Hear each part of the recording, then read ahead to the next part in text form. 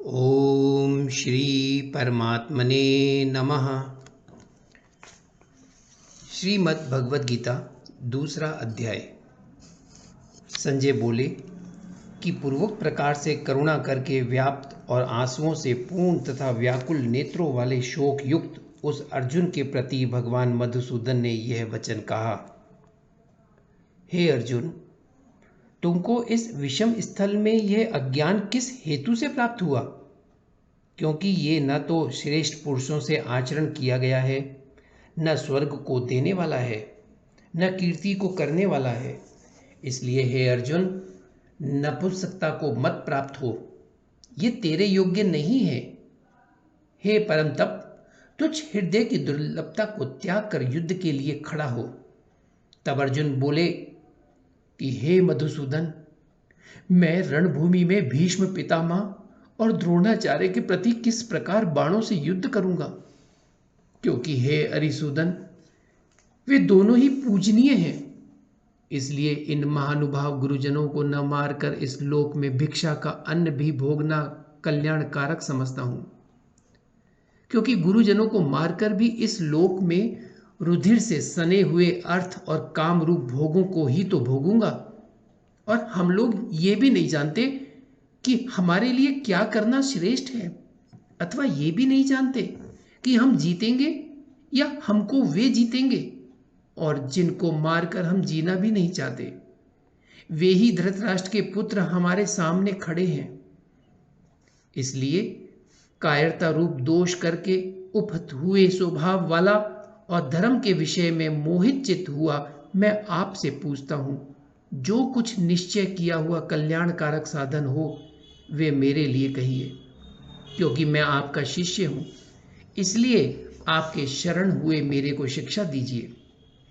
क्योंकि भूमि में निष्कंटक धन धान्य संपन्न राज्य को और देवताओं के स्वामीपने को प्राप्त होकर भी मैं उस उपाय को नहीं देखता हूं जो कि मेरी इंद्रियों के सुखाने वाले शोक को दूर कर सके।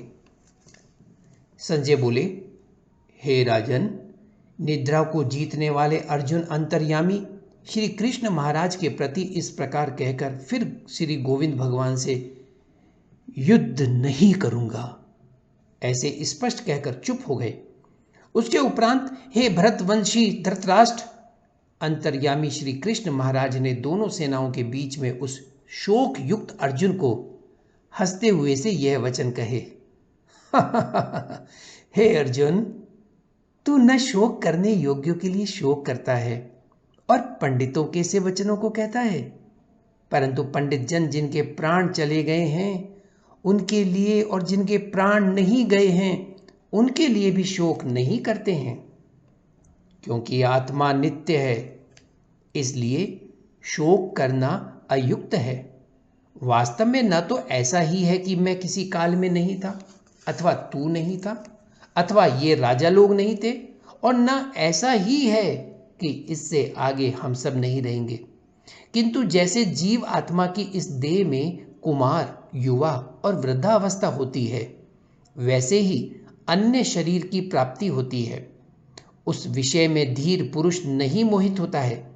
अर्थात जैसे कुमार, युवा और जरा अवस्था रूप स्थूल शरीर का विकार अज्ञान से आत्मा में भासता है, वैसे ही एक शरीर से दूसरे शरीर को प्राप्त होना रूप सूक्ष्म शरीर का विकार भी अज्ञान से ही आत्मा में भासता है। इसलिए तत्व को जानने वाला धीर पुरुष इस विषय में नहीं मोहित होता है। हे कुंती पुत्र, सर्दी गर्मी और सुख दुख को देने वाले इंद्रिय और विषयों के संयोग तो क्षण भंगुर और अनित्य हैं। इसलिए हे भरतवंशी अर्जुन, उनको तू सहन कर। क्योंकि हे पुरुष श्रेष्ठ, दुख सुख को समान समझने वाले जिस धीर पुरुष को ये इंद्रियों के विषय व्याकुल नहीं कर सकते, वह मोक्ष के लिए योग्य होता है। और हे अर्जुन, असत वस्तु का तो अस्तित्व नहीं है और सत्य का अभाव नहीं है। इस प्रकार इन दोनों का ही तत्वज्ञानी पुरुषों द्वारा देखा गया है। इस न्याय के अनुसार नाश रहित तो उसको जान कि जिससे ये संपूर्ण जगत व्याप्त है। क्योंकि इस अविनाशी का विनाश करने को कोई भी समर्थ नहीं है। और इस नाश रहित अप्रमेय नित्य स्वरूप जीव आत्मा के ये सब शरीर नाशवान कहे गए हैं। इसलिए हे भरतवंशी अर्जुन, तू युद्ध कर। जो इस आत्मा को मारने वाला समझता है तथा जो इसको मरा मानता है, वे दोनों ही नहीं जानते हैं, क्योंकि ये आत्मा न मारता है और न मारा जाता है। ये आत्मा किसी काल में भी न जन्मता है और न मरता है, अथवा न ये आत्मा हो करके फिर होने वाला है, क्योंकि ये अजन्मा, नित्य, शाश्वत और पुरातन है। शरीर के नाश होने पर भी ये नाश नहीं होता है। हे प्रथा पुत्र अर्जुन, जो पुरुष इस आत्मा को नाश रहित, नित्य, अजन्मा और अव्यय जानता है, वे पुरुष कैसे किसको मरवाता है और कैसे किसको मारता है। और यदि तू कहे कि मैं तो शरीरों के वियोग का शोक करता हूं, तो ये भी उचित नहीं है, क्योंकि जैसे मनुष्य पुराने वस्त्रों को त्याग कर दूसरे नए वस्त्रों को ग्रहण करता है, वैसे ही जीव आत्मा पुराने शरीरों को त्याग कर दूसरे नए शरीरों को प्राप्त होता है। हे अर्जुन, इस आत्मा को शस्त्र आदि नहीं काट सकते और इसको आग नहीं जला सकती और इसको जल गीला नहीं कर सकते और वायु नहीं सुखा सकती, क्योंकि यह आत्मा अछेद्य है। यह आत्मा अधाय है, अकेल्य है और अशुष्य है, तथा यह आत्मा निसंदेह, नित्य, सर्वव्यापक, अचल, स्थिर रहने वाला और सनातन है। यह आत्मा अव्यक्त अर्थात इंद्रियों का अविषय, और यह आत्मा अचिंत्य अर्थात मन का अविषय, और यह आत्मा विकार रहित अर्थात न बदलने वाला कहा गया है। इससे हे अर्जुन, इस आत्मा को ऐसा जानकर तू शोक करने योग्य नहीं है, अर्थात तुझे शोक करना उचित नहीं है। यदि तू इसको सदा जन्मने और सदा मरने वाला माने तो भी हे अर्जुन, इस प्रकार शोक करने को योग्य नहीं है, क्योंकि ऐसा होने से तो जन्मने वाले की निश्चित मृत्यु और मरने वाले का निश्चित जन्म होना सिद्ध हुआ। इससे भी तू इस बिना उपाय वाले विषय में शोक करने को योग्य नहीं है। ये भीष्म आदिकों के शरीर मायामय होने से अनित्य हैं। इससे शरीरों के लिए भी शोक करना उचित नहीं, क्योंकि हे अर्जुन, संपूर्ण प्राणी जन्म से पहले बिना शरीर वाले और मरने के बाद भी बिना शरीर वाले ही हैं। केवल बीच में ही शरीर वाले प्रतीत होते हैं। फिर उस विषय में क्या चिंता है? हे अर्जुन, ये आत्म तत्व बड़ा गहन है, इसलिए कोई महापुरुष ही इस आत्मा को आश्चर्यों की ज्यों देखता है, और वैसे ही दूसरा कोई महापुरुष ही आश्चर्यों की ज्यों इसके तत्व को कहता है, और दूसरा कोई ही इस आत्मा को आश्चर्य की ज्यों सुनता है, और कोई कोई सुनकर भी इस आत्मा को नहीं जानता। हे अर्जुन, यह आत्मा सबके शरीर में सदा ही अवध्य है, इसलिए संपूर्ण भूत प्राणियों के लिए तू शोक करने को योग्य नहीं है, और अपने धर्म को देखकर भी तू भय करने को योग्य नहीं है, क्योंकि धर्म युक्त युद्ध से बढ़कर दूसरा कोई कल्याणकारक कर्तव्य क्षत्रिय के लिए नहीं है। हे पार्थ, अपने आप प्राप्त हुए और खुले हुए स्वर्ग के द्वार रूप इस प्रकार के युद्ध को भाग्यवान क्षत्रिय लोग ही पाते हैं, और यदि तू इस धर्म युक्त संग्राम को नहीं करेगा तो स्वधर्म को और कीर्ति को खोकर पाप को प्राप्त होगा, और सब लोग तेरी बहुत काल तक रहने वाली अपकीर्ति को भी कथन करेंगे, और वे अपकीर्ति माननीय पुरुष के लिए मरण से भी अधिक बुरी होती है, और जिनके तू बहुत माननीय होकर भी अब तुच्छता को प्राप्त होगा, वे महारथी लोग तुझे भय के कारण युद्ध से उपराम हुआ मानेंगे, और तेरे वैरी लोग तेरे सामर्थ्य की निंदा करते हुए बहुत से न कहने योग्य वचनों को कहेंगे। बताओ, फिर उससे अधिक दुख क्या होगा? इससे युद्ध करना तेरे लिए सब प्रकार से अच्छा है, क्योंकि या तो मरकर स्वर्ग को प्राप्त होगा अथवा जीतकर पृथ्वी को भोगेगा। इससे हे अर्जुन, युद्ध के लिए निश्चय वाला होकर खड़ा हो। यदि तुझे स्वर्ग तथा राज्य की इच्छा न हो तो भी सुख दुख, लाभ हानि और जय पराजय को समान समझकर उसके उपरांत युद्ध के लिए तैयार हो। इस प्रकार युद्ध करने से तू पाप को प्राप्त नहीं होगा।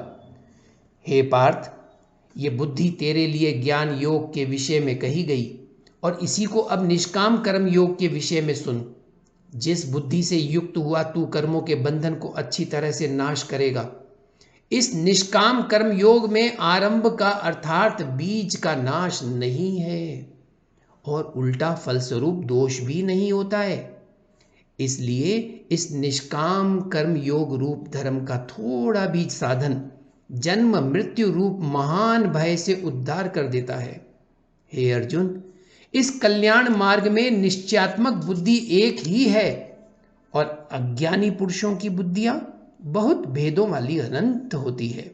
हे अर्जुन, जो सकामी पुरुष केवल फलश्रुति से में प्रीति रखने वाले, स्वर्ग को ही परम श्रेष्ठ मानने वाले, इससे बढ़कर और कुछ नहीं है, ऐसे कहने वाले हैं, वे अविवेकी जन जन्म रूप कर्म फल को देने वाली और भोग तथा ऐश्वर्य की प्राप्ति के लिए बहुत सी क्रियाओं के विस्तार वाली इस प्रकार की जिस दिखाऊ शोभा युक्त वाणी को कहते हैं, उस वाणी द्वारा हरे हुए चित्त वाले तथा भोग और ऐश्वर्य में आसक्ति वाले उन पुरुषों के अंतकरण में निश्चयात्मक बुद्धि नहीं होती है।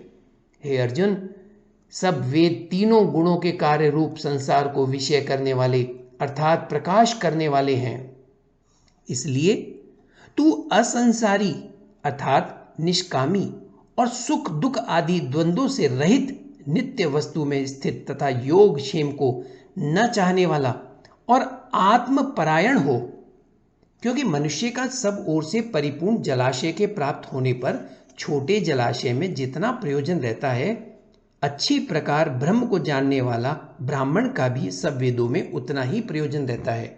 अर्थात जैसे बड़े जलाशय के प्राप्त हो जाने पर जल के लिए छोटे जलाशयों की आवश्यकता नहीं रहती, वैसे ही ब्रह्मानंद की प्राप्ति होने पर आनंद के लिए वेदों की आवश्यकता नहीं रहती। इससे तेरा कर्म करने मात्र में ही अधिकार होवे, फल में कभी नहीं, और तू कर्मों के फल की वासना वाला भी मत हो तथा तेरी कर्म न करने में भी प्रीति न होवे। हे धनंजय, आसक्ति को त्याग कर तथा सिद्धि और असिद्धि में समान बुद्धि वाला होकर योग में स्थित हुआ कर्मों को कर। ये समतत्व भाग ही योग नाम से कहा जाता है। इस समतत्व रूप बुद्धि योग से सकाम कर्म का अत्यंत तुच्छ है। इसलिए हे धनंजय, समतत्व बुद्धि योग का आश्रय ग्रहण कर, क्योंकि फल की वासना वाले अत्यंत दीन हैं। समतत्व बुद्धि युक्त पुरुष पुण्य पाप दोनों को इस लोक में ही त्याग देता है, अर्थात उनसे लिपायमान नहीं होता। इससे समतत्व बुद्धि योग के लिए ही चेष्टा कर। ये समत्व बुद्धि योग ही कर्मों में चतुरता है, अर्थात कर्म बंधन से छूटने का उपाय है। क्योंकि बुद्धि योग युक्त ज्ञानी जन कर्मों से उत्पन्न होने वाले फल को त्याग कर जन्म रूप बंधन से छूटे हुए निर्दोष अर्थात अमृतमय परम पद को प्राप्त होते हैं। हे अर्जुन, जिस काल में तेरी बुद्धि मोह रूप दलदल को बिल्कुल तर जाएगी, तब तू सुनने योग्य और सुने हुए के वैराग्य को प्राप्त होगा। जब तेरी अनेक प्रकार के सिद्धांतों को सुनने से विचलित हुई बुद्धि परमात्मा के स्वरूप में अचल और स्थिर ठहर जाएगी, तब तू समतत्व रूप योग को प्राप्त होगा। इस प्रकार भगवान के वचनों को सुनकर अर्जुन ने पूछा, हे केशव, समाधि में स्थित स्थिर बुद्धि वाले पुरुष का क्या लक्षण है और स्थिर बुद्धि पुरुष कैसे बोलता है, कैसे बैठता है, कैसे चलता है? उसके उपरांत श्री कृष्ण महाराज बोले, हे अर्जुन, जिस काल में ये पुरुष मन में स्थित संपूर्ण कामनाओं को त्याग देता है, उस काल में आत्मा से ही आत्मा में संतुष्ट हुआ स्थिर बुद्धि वाला कहा जाता है। तथा दुखों की प्राप्ति में उद्वेग रहित है मन जिसका, और सुखों की प्राप्ति में दूर हो गई है स्पृहा जिसकी, तथा नष्ट हो गए हैं राग, भय और क्रोध जिसके, ऐसा मुनि स्थिर बुद्धि कहा जाता है। जो पुरुष सर्वत्र स्नेह रहित हुआ उन शुभ तथा अशुभ वस्तुओं को प्राप्त होकर न प्रसन्न होता है और न द्वेष करता है, उसकी बुद्धि स्थिर है। और कछुआ अपने अंगों को जैसे समेट लेता है, वैसे ही ये पुरुष जब सब ओर से अपनी इंद्रियों को इंद्रियों के विषयों से समेट लेता है, तब उसकी बुद्धि स्थिर होती है। यद्यपि इंद्रियों के द्वारा विषयों को न ग्रहण करने वाले पुरुष के भी केवल विषय तो निवृत्त हो जाते हैं, परंतु राग नहीं निवृत्त होता। और इस पुरुष का तो राग भी परमात्मा को साक्षात करके निवृत्त हो जाता है। और हे अर्जुन, जिससे कि यत्न करते हुए बुद्धिमान पुरुष के भी मन को ये प्रमथन स्वभाव वाली इंद्रियां बलात् हर लेती हैं। इसलिए मनुष्य को चाहिए कि उन संपूर्ण इंद्रियों को वश में करके समाहित चित्त हुआ मेरे परायण स्थित होवे, क्योंकि जिस पुरुष की इंद्रियां वश में होती हैं उसकी ही बुद्धि स्थिर होती है। हे अर्जुन, मन सहित इंद्रियों को वश में करके मेरे परायण न होने से मन के द्वारा विषयों का चिंतन होता है, और विषयों को चिंतन करने वाले पुरुष की उन विषयों में आसक्ति हो जाती है, और आसक्ति से उन विषयों की कामना उत्पन्न होती है, और कामना में विघ्न पड़ने से क्रोध उत्पन्न होता है। क्रोध से अविवेक अर्थात मूढ़ भाव उत्पन्न होता है, और अविवेक से स्मरण शक्ति भ्रमित हो जाती है, और स्मृति के भ्रमित हो जाने से बुद्धि अर्थात ज्ञान शक्ति का नाश हो जाता है, और बुद्धि के नाश होने से ये पुरुष अपने श्रेय साधन से गिर जाता है। परंतु स्वाधीन अंतकरण वाला पुरुष राग द्वेष से रहित अपने वश में की हुई इंद्रियों द्वारा विषयों को भोगता हुआ अंतकरण की प्रसन्नता अर्थात स्वच्छता को प्राप्त होता है। उस निर्मलता के होने पर इसके संपूर्ण दुखों का अभाव हो जाता है, और उस प्रसन्न चित्त वाले पुरुष की बुद्धि शीघ्र ही अच्छी प्रकार स्थिर हो जाती है। हे अर्जुन, साधन रहित पुरुष के अंतकरण में श्रेष्ठ बुद्धि नहीं होती है, और उस अयुक्त के अंतकरण में आसक्तिक भाव भी नहीं होता है, और बिना आसक्तिक भाव वाले पुरुष को शांति भी नहीं होती। फिर शांति रहित पुरुष को सुख कैसे हो सकता है? क्योंकि जल में वायु नाव को जैसे हर लेता है, वैसे ही विषयों में विचरती हुई इंद्रियों के बीच में जिस इंद्रिय के साथ मन रहता है, वह एक ही इंद्रिय इस अयुक्त पुरुष की बुद्धि को हरण कर लेती है। इससे हे महाबाहो, जिस पुरुष की इंद्रियां सब प्रकार इंद्रियों के विषयों से वश में की हुई होती हैं, उसकी बुद्धि स्थिर होती है। और हे अर्जुन, संपूर्ण भूत प्राणियों के लिए जो रात्रि है, उस नित्य शुद्ध बोध स्वरूप परमानंद में भगवत को प्राप्त हुआ योगी पुरुष जागता है, और जिस नाशवान क्षणभंगुर सांसारिक सुख में सब भूत प्राणी जागते हैं, तत्व को जानने वाले मुनि के लिए वह रात्रि है। जैसे सब ओर से परिपूर्ण अचल प्रतिष्ठा वाले समुद्र के प्रति नाना नदियों के जल उसको चलाए मान न करते हुए ही समा जाते हैं, वैसे ही जिस स्थिर बुद्धि पुरुष के प्रति संपूर्ण भोग किसी प्रकार का विकार उत्पन्न किए बिना ही समा जाते हैं, वह पुरुष परम शांति को प्राप्त होता है, न कि भोगों को चाहने वाला। क्योंकि जो पुरुष संपूर्ण कामनाओं को त्याग कर ममता रहित और अहंकार रहित स्पृहा रहित हुआ बरतता है, वह शांति को प्राप्त होता है। हे अर्जुन, ये ब्रह्म को प्राप्त हुए पुरुष की स्थिति है।